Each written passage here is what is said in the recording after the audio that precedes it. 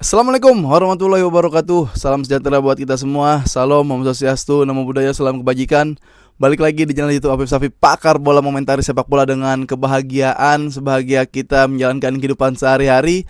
Dan kalau gue ada kebahagiaan khusus buat gue melihat Pep Guardiola kalah, dikulitin, ditelanjangi, disayat-sayat, digantung, dicincang. Waduh, banyak banget itu oleh pelatih miskin taktik yaitu Ancelotti ya, pelatih yang dibilang miskin taktik yaitu Ancelotti. Dan hari ini gue agak telat memang karena banyak kesibukan gue yang harus gue jalanin, harus gue lakuin. Dan tapi gue nggak lupa gue bikin video ini malam-malam dan mungkin agak telat.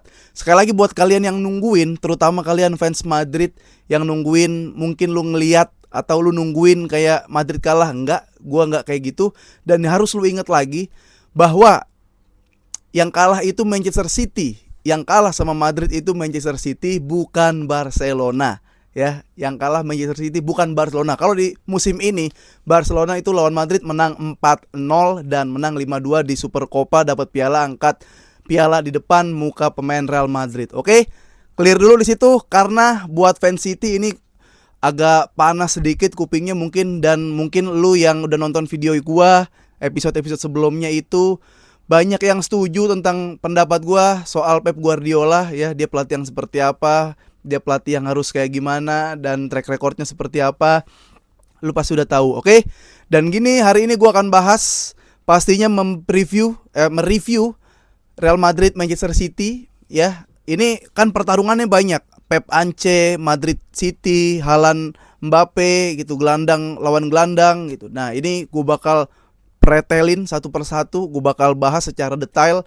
Jadi sebelum gue bahas, absen dulu buat kalian yang lagi nonton video ini dari Sabang sampai Merauke seluruh Indonesia. Semoga semua dalam keadaan sehat walafiat. Ya, ini beneran video gue tag jam 12:30 malam, 1:30 pagi waktu Indonesia bagian barat. Oke, sebelum kita bahas Madrid yang mencabik-cabik Manchester City, gue bahas dulu ini udah ada beberapa tim yang pasti lolos ke babak knockout yang sudah dinanti oleh tim-tim yang gak melakukan playoff ya. Jadi ada 3 tim dari Italia, semuanya gugur, semuanya gak lolos ya. Juventus, Atalanta, dan AC Milan tidak lolos, tapi masih ada Inter Milan sebagai perwakilan dari Liga Italia. Nah,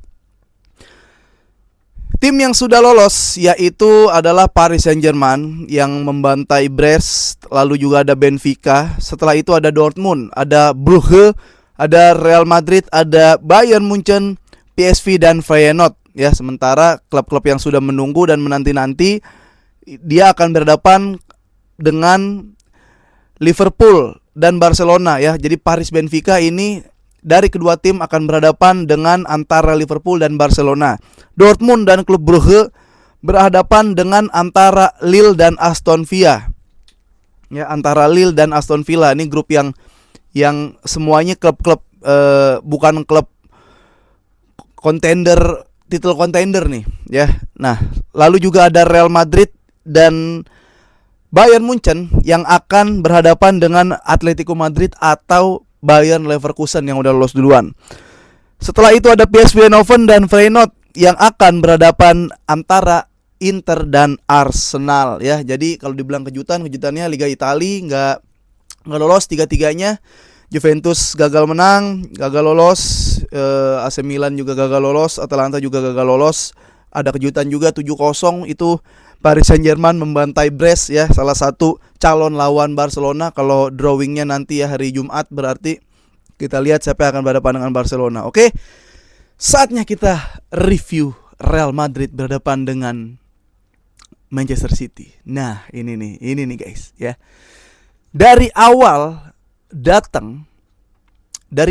sebelum pertandingan Pep Guardiola sudah mengatakan, dia mengatakan bahwa kesempatan kami menang hanya 1%. Seorang pelatih, seorang pemimpin, seorang kapten ya, kapten kapal, dia mau berlayar dan dia hanya mengatakan kesempatan kita selamat cuma 1%. Seorang pelatih, kesempatan kita menang cuma 1%. Maksud gua, kenapa dateng? Kalau udah gak ada kesempatan menang. 99,9% kalah. Kenapa datang? Kalau datang kan 3-0, nggak kelihatan lu nggak bisa berkutik, nggak kelihatan lu nggak digebugin, nggak kelihatan lu pergantiannya jelek, nggak kelihatan pemain lu kakinya geter lawan Madrid. Ngapain datang? Ini udah mulai aneh-aneh memang. Pep Guardiola emang siklusnya nih harusnya memang dia pindah, tapi dia baru saja memperpanjang kontrak November kemarin sampai 2027. Cukup berani menurut gua. Ya. Itu yang terjadi. Lalu di saat kita berdebat, di saat video gua sebelumnya itu memberikan pertanyaan, kira-kira kalian fans Manchester City, siapa yang pengen kalian lihat di babak pertama? KDB atau Marmus? KDB atau Marmus? KDB atau Marmus? Marmus KDB nih, kali KDB udah umurnya udah tua, nggak kuat main 90 menit, kalah mainnya. Marmus baru aja cetak hat-trick kemarin, bagus 9 menit. Di antara dia berdua nih yang main siapa? Malah Haaland. Malah Haaland yang nggak main karena kabarnya memang pas lawan Newcastle Haaland tuh ada ketidaknyamanan ya di kaki, di areal kaki. Jadi aneh banget Pep Guardiola asli. Itu yang pertama. Udah banyak tuh ya. Dia nggak pede menang, kesempatannya cuma 1%. Ngapain datang? Terus Haaland kenapa nggak dipasang? Nggak pasang wing-wing yang siap bisa lewatin 1-2 pemain. Seperti itu. Nah, akhirnya ada gol cepat dari Real Madrid. Ketika Real Madrid gol cepat,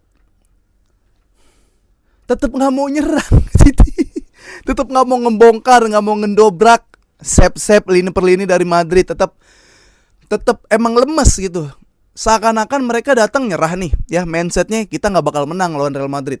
Tapi ketika main bukan kayak Cywar atau kebalikannya, tapi malah kayak Enggak, kita udah unggul 17-0, tenang aja mainnya kayak gini aja.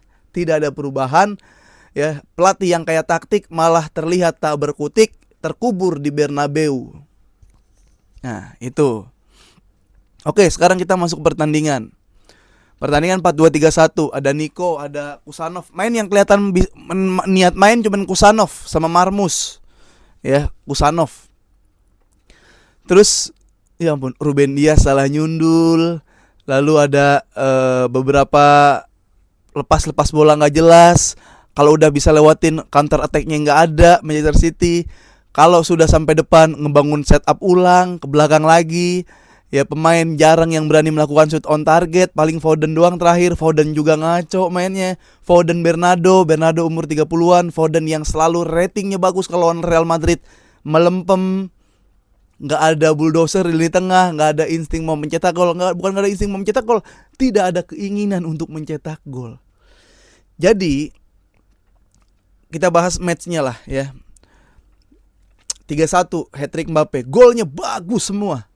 1 gol chip ya, di lob bolanya mendarat mulus. Kedua dia capping sekali, shoot di tiang dekat, mati lagi si Ederson. Gol ketiga ada Samba sekali, dorong bola, tendang pakai kaki kiri, di placing. Golnya bagus-bagus semua. Ya, jadi gua ngerasa bahwa City pada malam kali itu Pep Guardiola dan Manchester City bukan hanya kalah, tapi dikuliti, dibikin malu, diajarin main bola, ditelanjangi, dicabik-cabik. Ya. Karena gua nggak ngelihat kalau City emang bisa menang lawan Madrid dari segi apapun, dari aspek apapun. Lu mau berpikir dengan cara seperti apa? Ada tim yang dibantai sama Arsenal dengan skor gede, terus berharap bisa menang lawan Madrid?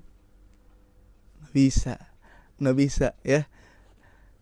Nanti kita bahas Pep Guardiola lagi. Nah, gimana penerapan taktikal di lapangan? Madrid tahu nih. Kan gue udah bilang, kalau Madrid bisa golin di menit awal, udah itu udah pasti menang Madrid. Dan dia bisa golin di menit awal. City nggak ada perubahan. Dia kan baru ada pergantian menit 70-an tuh, menit 80-an. Yang masuk Kovacic. Ngapain Kovacic? Yang masuk siapa? Miketi. Ngapain Miketi?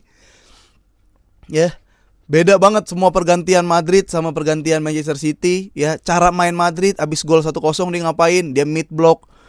Ya, nyerang lagi, transisinya bagus ketika dapat bola. Manchester City transisi, tunggu lagi belakang, mid blocknya sudah kebongkar pelan-pelan, dia low block. Ya low block lepas, Mbappe lari, Vinicius, Rodrigo. Ngapain City gitu, ngapain? Ya dia punya Doku, dia punya Savinho nggak kelihatan. Marmus juga ditaruh striker, bingung dia mau pakai false nine niatnya enggak. Jadi menurut gua selain perperangan antara tim Manchester City dan Real Madrid, ada peperangan juga kayak Ancelotti dan Pep Guardiola. Setelah itu juga ada perperangan Mbappe dan Haaland. Lu bayangin gak sih perasaan Haaland?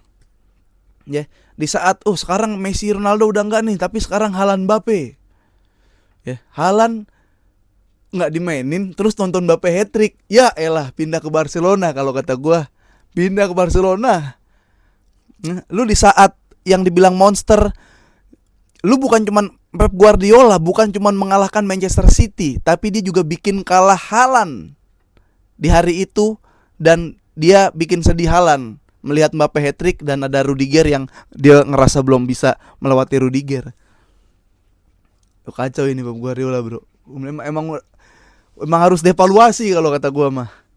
Ini kan nggak, maksud gini, menyimpan Erling Haaland atau menyimpan kayak Doku atau pemain-pemain yang bisa melewati 1-2 pemain-pemain yang bisa mencetak gol. Buat apa? Buat apa? Liga Inggris mau ngejar Liverpool, Manchester City. Gila. Keren banget Pep Guardiola. Dewa itu, bukan pelatih lagi, dewa namanya. Nah, lanjut. Permainan di babak pertama ya udah gol Mbappe. Selebihnya lini tengah dikuasain sama Real Madrid. Karena cepatnya transisi dan disiplinnya pemain Real Madrid, itu bikin lini tengah Manchester City jadi serba bingung. Dia mau lini tengahnya naik, dua-duanya Gundo dan si satu lagi Nico Gonzalez. Kalau dua-duanya naik, langsung kosong tuh. Mbappe langsung ketemu Ruben Dias, mati Ruben Dias. Si Vini langsung Vini sama Kusanov, Vini ketutup sama Kusanov. Tapi kayak Rodrigo ketemu Guardiol, mati Guardiol gitu kan. Back tengahnya Ake masuk, mati ntar Ake. Jadi dia serba bingung dan serba tanggung. Lini tengah Manchester City kalau naik takut kosong di belakang, kalau turun di lini depan tumpul dan kalah jumlah pemain. Bagaimana lu caranya bisa sampai ke final third atau sampai ke gawang Real Madrid ketika pemain lu di depan itu cuma 2, pemain lu cuma 3, sementara pemain Madrid sudah 8 orang menunggu di final third-nya sendiri. Ya, di situ lu lihat pergerakan Ceballos dan Tchouaméni. Itu dia nggak jauh jaraknya dari Rudiger dan Asensio. Ya, jadi buat Asensio enak banget. Lawan nggak bisa langsung gocek si Asensio. Ya, dia gocek dulu tuh si Tchouaméni, dia lewatin dulu tuh si Ceballos. Ketika udah lewat, bolanya udah mulai hilang keseimbangan, masuklah timing dengan intercept yang pas. Jadi udah tinggal intercept aja. Backnya tuh udah tinggal nunggu. Ini mah nggak lewat temen Tchouaméni. Sekalinya lewat kita masuk Rudiger. Sekalinya lewat masuk Asensio. Jadi susah untuk membongkar karena pertama City nggak ada pemain yang bisa melewati yang berhadapan 1 dengan 1, ya 1 versus 1. Nggak ada goal gathernya, nggak ada buat menang second ball. Lu mau ngapain di lapangan kalau build up lu nggak bisa, ya build up bola darat nggak bisa. Lu mau direct second ball nggak bisa, bahkan wallnya yang buat heading first ballnya itu nggak ada. Buat apa? Nggak ada kemenang, memang nggak ada kelayakan menang, nggak ada. Lu udah kalah sama Paris Saint-Germain, tim haram lawan Madrid. Kalau lu menang lawan Madrid dengan main kayak gitu, gue nggak terima. Ya jadi seperti itu. Jadi probabilitas kemenangan Liga Champions Madrid ada lagi. Ya karena emang City lawan yang gampang ternyata. Ingat sama Arsenal aja dicabik-cabik. Ya apalagi sama Madrid. Jadi gue ngerasa gak pantas main di Liga Champions City dan Pep Guardiola. Karena apa? Gue ngelihat semalam tuh bukan kayak Madrid lawan papan atas Liga Champions, bukan Madrid lawan papan atas Liga Inggris, tapi kayak Madrid lawan orang-orang yang secara fundamental gak ngerti bagaimana cara bermain bola. Sementara pelatihnya gak bisa ngakalin atau gak bisa meracik apa yang harus dilakukan di lapangan, ya. Jadi Madrid semalam menurut gua bukan melawan papan atas Liga Inggris dan yang punya pelatih, tapi seperti melawan anak kecil yang belum diajarin main bola, yang baru tahu bola hari itu, dan pelatih yang komunikasinya nggak nyampe ke lapangan. Sorry ya, fans Pep Guardiola, bahkan atau lu kaget kayak, buset lu kan Barcelona Pep, kenapa nggak suka Pep Guardiola? Nah, kenapa nggak suka? Bukan nggak suka Pep Guardiola ya, gua nggak suka privilege, gua nggak suka sama orang yang terlalu banyak dikasih dan diberi gitu. Itu seakan-akan jalan pintas. Menurut gua, Pep Guardiola adalah pelatih yang bagus kalau mendapatkan pemain atau unit yang bagus. Dia bisa bagus. Kenapa? Karena belum tentu semua pelatih bisa menghandle pemain-pemain top. Ya, Pep Guardiola adalah pelatih yang bisa menghandle unit yang mewah dan beberapa pemain top di starting 11. Karena kayak mungkin siapa pelatih Paris, PSG nggak bisa, pelatih ini, pelatih itu nggak bisa. Tapi ketika Pep Guardiola ada beberapa pemain backbone atau key player yang dicabut, meninggal dunia di lapangan. Ya, udah nggak ketolong menurut gua. Ya jadi beda tuh, maksud gua ya dicopot dikit aja partikelnya Pep Guardiola bingung. Tapi kalau semua pemain bagus, nggak semua pelatih, sedikit doang. Salah satunya Pep Guardiola yang bisa. Jadi ya udah, gua coba kita lihat kalau emang mau ngelihat Pep Guardiola yang sesungguhnya ya di sini. Ya. Itu. Dan Ancelotti, gue bukan bilang Ancelotti orang yang miskin taktik, karena kan anaknya juga timnya juga banyak tuh, taktikal analisnya banyak, masukannya banyak. Jadi Ancelotti bukan pelatih yang miskin taktik, namun cara bermain Ancelotti itu yang bikin kalian tidak suka dengan permainan Ancelotti. Menurut gue itu. Dan Pep Guardiola pelatih yang bagus kalau dapat privilege. Kalau enggak, lihat aja begini sama Arsenal gimana. Ya, sama siapa lagi tuh, berapa pertandingan gak menang. Ya, itu dari gua yang bisa gue sampaikan. Sampai ketemu lagi di episode-episode selanjutnya dari Pakar Bola Komentar Sepak Bola dengan Kebahagiaan. Selamat fans Real Madrid. Pergantian dari Ancelotti juga keren banget. Gue ngerasa bukan cuma keren, haru juga. Kayak Alaba main lagi gitu. Terus ada siapa ya? Enggak, Endrick. Gue ngebiasa aja sih sama Endrick. Iya, kayak masuknya Alaba, orang yang habis cedera lama datang lagi kan.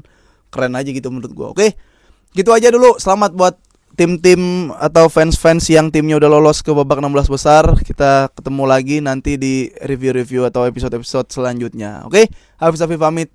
Assalamualaikum warahmatullahi wabarakatuh. Vamos!